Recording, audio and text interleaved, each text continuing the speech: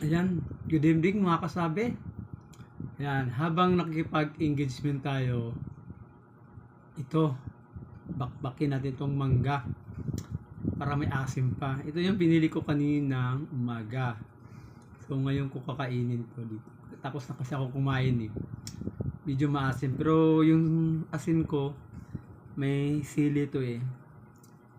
Ayun, habang nakikipag-engagement ako sa Facebook, ayun, makasabi sa aking mga lahat ng mga followers at saka sa mga incoming followers.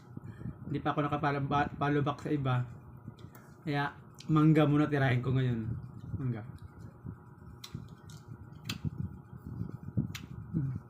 Okay.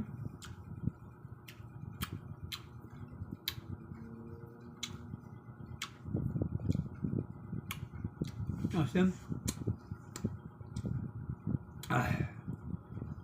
Makasabi, mangga tayo ah.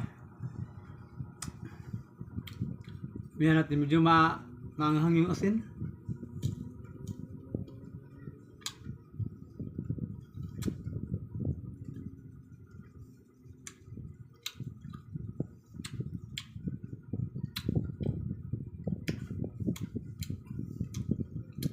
Ayan no.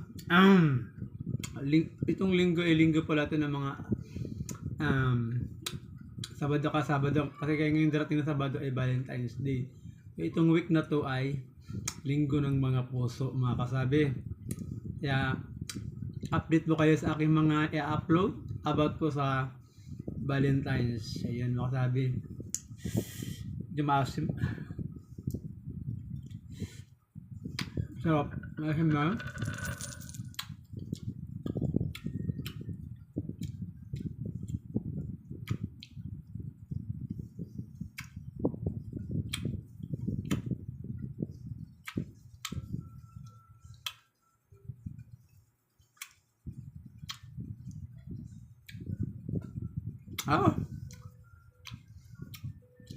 Sabi ni Kuya, matamis.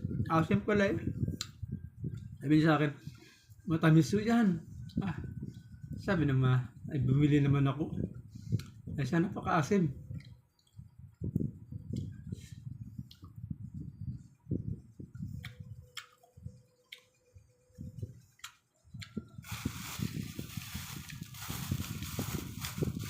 Yung pinagbalatan ko. Ilagay ko sa plastic. Ayan, good morning, good evening sa lahat po.